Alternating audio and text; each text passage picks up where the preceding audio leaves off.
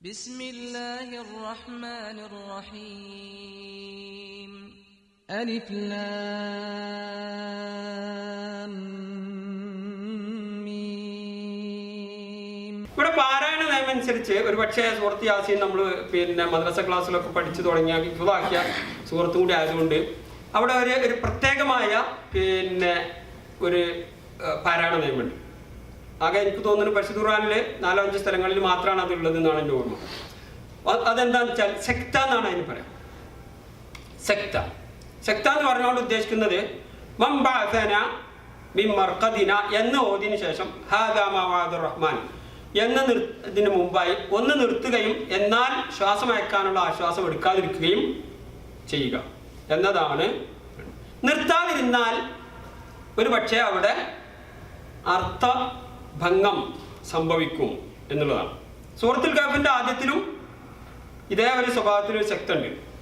അൽഹംദുലില്ലാഹി അല്ലദീ അൻസല അലാ അബ്ദിഹിൽ കിതാബ വലം യജഅലഹു ഇവജ ഖയ്യിമൻ ലിയുൻദിറ ബഅസൻ ശദീദൻ.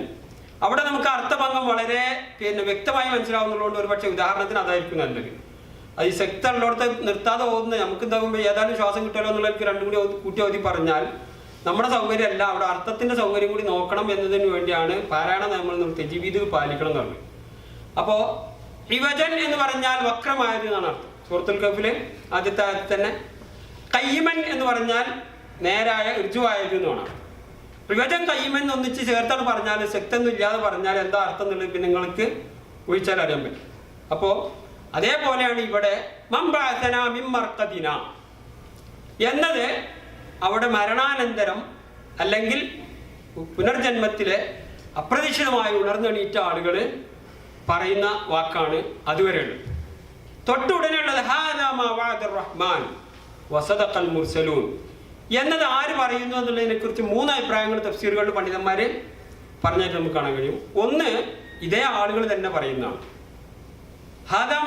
റഹ്മാൻ, ഇതാണ് റഹ്മാൻ നൽകിയ വാദ് അല്ലെങ്കിൽ മുന്നറിയിപ്പ് എന്ന് അവർ പറയാം. വസദഖൽ മുർസലൂൻ, മുർസലിങ്ങൾ പറഞ്ഞത് ശരിയായിരുന്നു കേട്ടോ, അന്ന് നമ്മളത് കളവാക്കിയെങ്കിലും അത് ശരിയായിരുന്നു. അല്ലെങ്കിൽ സത്യവിശ്വാസികൾ പറയാണ്, നിങ്ങൾ അന്ന് അവിടെ നിഷേധിച്ചൊക്കെ നടന്നിരുന്നല്ലോ. റഹ്മാൻ വസദഖൽ മുർസലൂൻ, ഇതായിരുന്നു റഹ്മാനായ റബ്ബ് നിങ്ങൾക്ക് നൽകിയിരുന്ന വാഗ്ദാനം. ആ റബ്ബ് അയച്ച മുർസലികൾ പറഞ്ഞതെല്ലാം സത്യമായിരുന്നു. മൂന്നാമത്തെ ഒരു അഭിപ്രായം ഉള്ളത് ഒന്നുകിൽ മലക്കുകൾ പറഞ്ഞത്. ഏത് രീതിയിലും വിഷയം ഒരേ കാര്യത്തെയാണ് അവതരിപ്പിക്കുന്നത്. അല്ലാഹു സുബ്ഹാനഹു വ തആല ഇഹലോകത്ത് വെച്ച് തന്നെ പരിശുദ്ധ ഖുർആനിലൂടെ തിരുസുന്നത്തിലൂടെ പ്രവാചകന്മാരിലൂടെ ലോക ജനതയ്ക്ക് സത്യസന്ദേശത്തിന്റെ ഭാഗമായി നൽകിയ മുന്നറിയിപ്പുകൾ സത്യമായിരുന്നു എന്ന് പുലരുന്ന ആ പശ്ചാത്തലത്തിൽ സാഹചര്യത്തിൽ സത്യനിഷേധികളായ ആളുകളുടെ ആത്മകഥവും അതല്ലെങ്കിൽ വിശ്വാസികൾ അവർക്ക് നൽകുന്ന ഓർമ്മപ്പെടുത്തലോ മലക്കുകൾ അവർക്ക് നൽകുന്ന താക്കീതോ സ്വഭാവത്തിലൊക്കെ അതിനും ശരിയായിരിക്കാം. റഹ്മാൻ വസദഖൽ മുർസലൂൻ. റഹ്മാൻ എന്നതാണ് അവിടെയും പ്രയോഗിച്ചത് എന്നുള്ളത് നമ്മെ സംബന്ധിച്ചിടത്തോളം ഒരു പക്ഷേ പ്രതീക്ഷയ്ക്ക് അല്ലെങ്കിൽ നമ്മുടെ ശ്രദ്ധ ക്ഷണിക്കേണ്ട ഒരു വിഷയമാണ്. കാരണം അള്ളാഹുവിൻ്റെ ഒരുപാട് 99 നാമങ്ങളുണ്ടെന്ന് നമുക്കൊക്കെ അറിയാം. അത് പരിശുദ്ധ ഖുർആനിൽ ഒരുപാട് നാമങ്ങൾ വന്നതും എല്ലാ ആയത്തുകളുടെ അവസാനത്തിലൊക്കെ നമുക്ക് അതിൻ്റെ നാമങ്ങളും വിശേഷണങ്ങളും ഒക്കെ കാണാൻ കഴിയും. പക്ഷെ അതിലേറ്റവും കൂടുതൽ ആവർത്തിച്ച് പ്രതീക്ഷാ നിർഭരമായി അവതരിപ്പിച്ച അല്ലെങ്കിൽ നമുക്ക് പഠിപ്പിച്ചു തന്ന ഒരു പേരാണ് റഹ്മാൻ. ഈ വിചാരണ വേളയെക്കുറിച്ച് പറയുന്നതിൻ്റെ മുന്നോടിയായി പോലും അല്ലാഹു സുബ്ഹാനഹു വ തആല വഅദുർ റഹ്മാൻ എന്നതാണ് പറയുന്നത്. ഈ റഹ്മാനും അള്ളാഹുവിൻ്റെ വാദിനെ കുറിച്ചും പറയുന്ന ഒരുപാട് സൂറത്തുകൾ വ്യത്യസ്തമായ രീതിയിൽ അതിനെ അനലൈസ് ചെയ്ത് പഠിച്ചാൽ നമുക്ക് മനസ്സിലാക്കാൻ കഴിയും. അള്ളാഹുവിൻ്റെ വാദിന് ഹാദാമാവാദ റഹ്മാൻ എന്ന് ചിലടത്ത് പറയുമ്പോൾ ചിലടത്തൊക്കെ വാദല്ലാഹുല്ലദീന ആമനു വഅമിലു സ്വാലിഹാത്ത്. വാദി പറയുന്നിടത്തൊന്നും റഹ്മാനെ കുറിച്ച് പറയുന്നില്ല. നേരെ മറിച്ച് റഹ്മാൻ പറയുന്നിടത്ത് ചിലപ്പോൾ പക്ഷെ അള്ളാഹുവിനെ കുറിച്ചും പറയുന്നുണ്ടോ. അള്ളാഹുവിൻ്റെ വാദി പറയുന്ന സൂറത്തുകളിൽ സൂറത്ത് അന്നിസാ പോലുള്ള പല സൂറത്തുകളിലും റഹ്മാൻ എന്നുള്ള പദം തന്നെ പ്രയോഗിക്കാത്തതായിട്ടാണ് നമുക്ക് മനസ്സിലാക്കുന്നത്. അപ്പൊ ഇത് ഒരു പ്രതീക്ഷയുടെ പദവും കൂടിയാണ്. റഹ്മാനായ റബ്ബ് ഇതായിരുന്നു വാഗ്ദാനം ചെയ്തിരുന്നത് എന്നത് മുർസലിങ്ങളുടെ ആ സത്യത്തിനെ കുറിച്ച് പറഞ്ഞുകൊണ്ട് പറയാണ്. ഇൻകാനത്ത് ഇല്ല സൈഹത്തൻ വാഹിദ. ഇവിടെ ആദ്യം ഒരു ചോദ്യം ചോദിച്ചല്ലോ, മൻ ബഅസനാ മിൻ മർഖദിനാ, പിന്നെ ആരാണ് ഞങ്ങളെ ഈ ഉറക്ക സ്ഥാനത്ത് നിന്ന് വിളിച്ചുണർത്തിയത് എന്ന് ചോദിക്കുന്നുണ്ട്.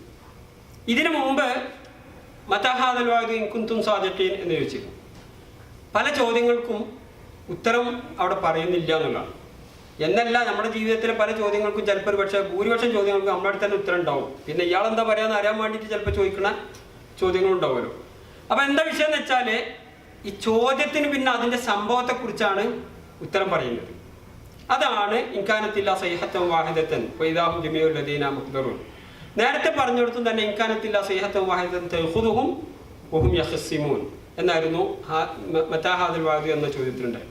അപ്പം ചോദ്യങ്ങൾക്ക് ഉത്തരം ആ സംഭവത്തെക്കുറിച്ച് പറഞ്ഞുകൊണ്ടാണ് ഉത്തരം നൽകുന്നതാണ്. അതല്ലാതെ ആരാ വിളിച്ചോണ്ടേ അതല്ല ഇന്ന ആളാണ് ഇതൊന്നും പറഞ്ഞിട്ടുള്ള ഉത്തരമല്ല. പലയിടത്തും എന്താ അത്തരം ഉത്തരങ്ങൾ ചിലപ്പോൾ അപ്രസക്തമായിരിക്കും എന്നുള്ളത് നമ്മുടെ ശൈലിയിൽ നിന്ന് നമുക്ക് മനസ്സിലാക്കാനും കഴിയും. അപ്പോൾ പിന്നെ ആരാ വിളിച്ചോണ്ടെത്തിയ എന്നുള്ളതിൻ്റെ ചോദ്യത്തിന് ഉത്തരം ഇൻകാനത്ത് ഇല്ലാ സൈഹത്തൻ വാഹിദത്തൻ, അതൊരൊറ്റ ശബ്ദം മാത്രമായിരുന്നു. സൈഹത്ത് പരിശുദ്ധ ഖുർആനിലെ പിന്നെ കുറേ വന്നതിൽ സൂറത്ത് യാസീനിൽ എനിക്ക് തോന്നുന്നു 3-ാമത്തെ 4-ാമത്തെ തവണയാണ് വരുന്നത്. അൻസൽന അല എന്താണ് എന്ന് പറഞ്ഞ ആ ആയത്ത് കഴിഞ്ഞ ഉടനെ ഇൻകാനത്തില്ല സൈഹത്തൻ എന്നൊരു പദം വന്നിരുന്നു.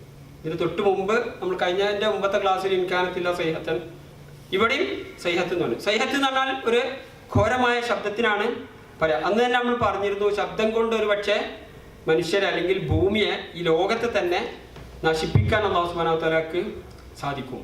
അല്ലാഹു സുബ്ഹാനഹു വ തആലയുടെ സൈന്യത്തെക്കുറിച്ചോ അല്ലെങ്കിൽ കഴിവുകളെക്കുറിച്ചോ അല്ലെങ്കിൽ അല്ലാഹുവിൻ്റെ ചര്യ നടപ്പാക്കുന്നതിനെ കുറിച്ചോ സാധാരണ നമ്മുടെ ദൈനംദിന ജീവിതത്തിൽ നിന്ന് വ്യത്യസ്തമായി സംഭവിക്കുന്നത് അതിന് പ്രത്യേകമായ ഒരു എന്തെങ്കിലും കാര്യകാരണ ബന്ധമൊന്നും ആവശ്യമില്ല. ഒരുപാട് ജനതയെ അങ്ങനെ നശിപ്പിച്ചതായി പരിശുദ്ധ ഖുർആനിൽ തന്നെ ചരിത്ര വിവരണങ്ങളുടെ കൂട്ടത്തിൽ നമുക്ക് കാണാം.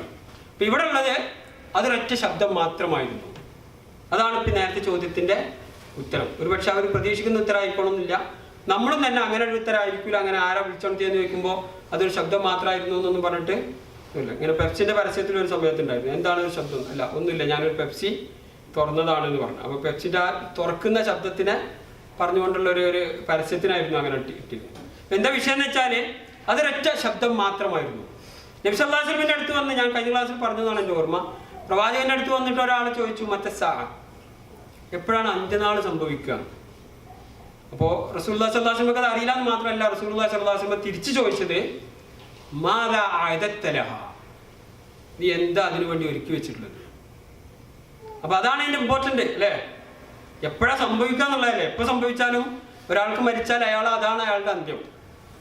അപ്പൊ ലോകം മൊത്തം അവസാനിച്ചാൽ ലോകത്തിന്റെ മൊത്തം അന്ത്യമായി തീരും എന്നുള്ളതിൽ കവിഞ്ഞ് അതിന് യാതൊരു വ്യത്യാസമില്ല. കാരണം ഞാനും നിങ്ങളോ അല്ലെങ്കിൽ ലോകം മൊത്തം ഒരേ സമയം നശിക്കണം എന്നുള്ളതോ അല്ലെങ്കിൽ മരിക്കണം എന്നുള്ളതല്ല. അള്ളാഹുവിന്റെ കൽപ്പന അനുസരിച്ച സമയം വരുമ്പോൾ മരിക്കും, നശിക്കും. അപ്പൊ മാദാ അഅദത്തലഹ, എന്താണ് അതിനു വേണ്ടി നീ ഒരുക്കി വെച്ചിട്ടുള്ളത്? അപ്പൊ സഹാബി പറഞ്ഞു, ഹുബ്ബുല്ലാഹി വ റസൂലുഹു, ഒന്നുമില്ല, എൻ്റെ അടുത്ത് അള്ളാഹുവിനെയും പ്രവാചകനെയും സ്നേഹിക്കുന്നു എന്നുള്ളതിൽ കവിഞ്ഞ് എൻ്റെ അടുത്ത് ഒരു മൂലധനമില്ല. റസൂലുള്ളാഹി സ്വല്ലല്ലാഹു അലൈഹി വസല്ലം സന്തോഷ വാർത്ത അറിയിച്ചു, അൻത മഅ മൻ അഹ്ബബ്ത, നീ സ്നേഹിച്ചവരോടൊപ്പമാണ്.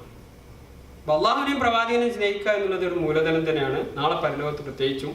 അപ്പോൾ പ്രവാചക സ്നേഹവും അള്ളാഹുവിനെ സ്നേഹിക്കുന്നതൊക്കെ ആ ആരാധനയുടെയും അനുസരണത്തിൻ്റെയും ഒക്കെ ഭാഗമായി സ്നേഹവും കൂടി ഉണ്ടായാൽ അത് നമുക്ക് നാളെ പരലോകത്ത് ഗുണകരമായിരിക്കും എന്നത് കൂടി നമ്മൾ മനസ്സിലാക്കണം. സൈഹത്തൻ വാഹിദത്തൻ എന്നുള്ളത് കഴിഞ്ഞ ക്ലാസ്സിൽ പറഞ്ഞിരുന്നു. ഒരൊറ്റ ശബ്ദം എന്നുള്ളത് വിശേഷിപ്പിക്കാനാണ് സൈഹത്തൻ വാഹിദത്തൻ എന്ന് പറഞ്ഞത്. സാധാരണ അറബി ഭാഷ ശൈലി അനുസരിച്ച് വാഹിദത്തൻ എന്ന് പറയേണ്ടതില്ല. ഏത് വസ്തുവിനെ കുറിച്ച് ഞാൻ കഴിഞ്ഞ ക്ലാസ്സിൽ പറഞ്ഞു അല്ലേ?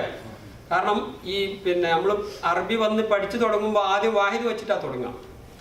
വാഹിദ് റജുൽ, വാഹിദ് റിയാൽ, വാഹിദ് ഒരിക്കലും അറബി പറയരുത്. വാഹിദ് പറഞ്ഞാൽ അവൻ അറബി അറിയില്ല എന്നുള്ള അയിമ തന്നെ മനസ്സിലാവും. കാരണം വെച്ചാൽ ഒരു സംഗതിനെ ഒന്ന് എന്ന് പറയാൻ ഒരു പേര് മാത്രം പറഞ്ഞാൽ മതി. റജുലുൻ, റിയാലുൻ എന്ന് പറഞ്ഞാൽ ഒന്നാണ്. ഒന്നിനും രണ്ടിനും അറബിയിൽ എണ്ണമില്ല, 3 മുതലേ എണ്ണം തുടങ്ങുന്നു. അഥവാ എണ്ണം പറയുകയാണെങ്കിൽ ആ ശേഷമാണ് പറയേണ്ടത്, തുടക്കത്തിലല്ല. ആദ്യം പറഞ്ഞാൽ അത് തുടങ്ങല്ല വേണ്ടത്, ശേഷമാണ് പറയുന്നത്. റിയാൽ വാഹിദ്, റജുൽ വാഹിദ്, സൈഹത്തുൻ വാഹിദ, ഒരൊറ്റ ശബ്ദം. അപ്പൊ ഒന്ന് എന്ന് ഖണ്ഡിതമായി പറയണമെങ്കിൽ അപ്പൊ എന്താക്കണം? അപ്പോൾ വാഹിദത്തുൻ സൈഹത്ത് സ്ത്രീലിംഗം ആയതുകൊണ്ട് ഇൻകാനത്ത് ഇല്ല സൈഹത്തൻ വാഹിദത്തൻ ഫഇദാഹും ജമീഉൻ ലദൈനാ മുഹ്ദറൂൻ. ഇദാ എന്നുള്ളത് ആ സന്ദർഭത്തെ കാണിക്കാൻ വേണ്ടിയാണ്. ഇദാഹും അതവിടെ ഹാല് വിവരിക്കാനാണ്, അവസ്ഥയെ വിവരിക്കാനാണ്. അപ്പോഴതാ അവർ, ഇദാഹും അപ്പോഴതാ അവർ ജമീഉൻ ലദൈനാ മുഹ്ദറൂൻ. ലദൈനാ മുഹ്ദറൂൻ എന്ന് പറഞ്ഞാൽ തന്നെ എല്ലാവരും അതാ നമ്മുടെ അടുത്ത് ഹാജരായി എന്ന് പറഞ്ഞ അർത്ഥം വരും. പിന്നെ ജമീഉൻ എന്ന് പറഞ്ഞത് എന്താണെന്ന് വെച്ചാൽ അത്രത്തോളം ഒരാളും പോവുകയില്ല എന്നുള്ള ഒരവസ്ഥ കാണിക്കാം. മാത്രമല്ല ജമീഇന്റെ വസിലിന് തന്നെ ഒരു ബാഹുല്യത്തെ കാണിക്കുന്നുണ്ട്. അറബി ഭാഷയിൽ ചിലപ്പോൾ പള്ളിദർശനമൊക്കെ പഠിച്ച ആളുകളുണ്ടെങ്കിൽ പെട്ടെന്ന് മനസ്സിലാക്കുന്നത് ഒരു സംഗതിയെ അതിൻ്റെ ഇസ്മു തഫ്ദീൽ, അതിൻ്റെ സൂപ്പർലേറ്റീവ് സ്വഭാവത്തിൽ അവതരിപ്പിക്കാൻ ഫാഇൽ എന്ന വസിനെ ഫആലുൻ ഔ മിഫ്ആലുൻ ഔ ഫഊലു ലികസ്റത്തിൻ അൻ ഫാഇലിൻ ബദീലു എന്നാണ് അൽഫിയയുടെ ബൈത്തിൽ പറയുന്നത്. ഫഈൽ എന്ന വസിന് വന്നാൽ ആ സംഭവത്തിൻ്റെ ബാഹുല്യത്തെ അത് കാണിക്കും. അപ്പോൾ എല്ലാവരും എന്താക്കും, ഒരുമിച്ച് കൂടും. രണ്ടാമത്തെ ഒരു ഭാഷാപരമായ സൂചന കൂടി അതിലുണ്ട്. ഈ ഫഈൽ എന്ന വസിനിൽ പ്രയോഗിക്കുന്നതൊക്കെ യഥാർത്ഥത്തിൽ സംഭവിച്ചു കഴിഞ്ഞതുപോലെയാണ് പറയാം. ഖതീൽ എന്ന് പറഞ്ഞാൽ കൊല്ലപ്പെട്ടു എന്നുള്ളത്, അയാൾ മരിച്ചു എന്നുള്ളതാണ്. അസീർ എന്ന് പറഞ്ഞാൽ തടവിലാക്കപ്പെട്ടവൻ. ജരീഹ് എന്ന് പറഞ്ഞാൽ മുറിവേറ്റവൻ. അതൊക്കെ ആ സംഭവം സംഭവിച്ചതിന് ശേഷം ഈ വസിനിൽ പ്രയോഗിക്കുള്ളൂ എന്നാണ് അറബി ഭാഷയുടെ ഒരു പ്രത്യേകത. അപ്പൊ ജമീഉൻ ലദൈനാ മുഹ്ദറൂൻ എന്ന് പറഞ്ഞാൽ ആ ഒരൊറ്റ ശബ്ദം കേൾക്കുമ്പോഴേക്കും എല്ലാവരും നമ്മുടെ മുമ്പിൽ ഹാജരായിട്ടുണ്ടാവും. അപ്പൊ അതിന് ടിക്കറ്റ് എടുക്കേണ്ട, യാത്ര ചെയ്യേണ്ട, എങ്ങനെ അവിടെ എത്തുക എന്നുള്ളതിനെ കുറിച്ചൊന്നും അതിനൊക്കെ അല്ലാഹു സുബ്ഹാനഹു വ തആലക്ക് എന്തെങ്കിലും അതിൻ്റെ ഒരു രീതി ഉണ്ടാവും. ലോകത്തിന്റെ എല്ലാ ഭാഗത്തും മരിച്ച് മണ്ണടിഞ്ഞ് ആദം നബി അലൈഹി സ്വലാം മുതൽ അവസാനത്തെ ജന്മം വരെയുള്ള ആളുകൾ വരെയുള്ള ആളുകളും ആ ഒരൊറ്റ ഘോര ശബ്ദം കേൾക്കേണ്ട താമസം ജമീഉൻ ലദൈനാ മുഹ്ദറൂൻ. അപ്പോൾ ഏതാണ് അതിൻ്റെ സിസ്റ്റം, ആരാണ് അതിൻ്റെ ഇവന്റ് കൈകാര്യം ചെയ്യുന്നത് എന്നുള്ളതിനെ കുറിച്ചൊക്കെ ആലോചിച്ച് നോക്കിയാൽ ഒരു പക്ഷേ ഭൗതികമായ മാനദണ്ഡത്തിൽ അഭൗതികമായ കാര്യങ്ങളെ ഉൾക്കൊള്ളാൻ നമുക്ക് പലപ്പോഴും യൂണിറ്റുകളുടെ അളവ് കണക്കാക്കാൻ കഴിഞ്ഞോളുന്നില്ല. കാരണം നമ്മുടെ ജെറ്റ് വിമാനങ്ങളുടെയും സഞ്ചാര വേഗതയൊക്കെ വ്യത്യസ്തമാണെങ്കിൽ അതിൽ നിന്ന് വ്യത്യസ്തമായ ഒരു പശ്ചാത്തലം യൗമ തുബദ്ദലുൽ അർദു ഗൈറൽ അർദി വസ്സമാവാത്ത്, ഈ ഭൂമി ഇതല്ലാത്ത മറ്റൊന്നും ആകാശത്തെ മറ്റൊരു സ്വഭാവത്തിൽ മാറ്റിമറിക്കും, ബദല് ചെയ്യപ്പെടുന്ന ആ ദിവസത്തിൽ അത് സംഭവിക്കും.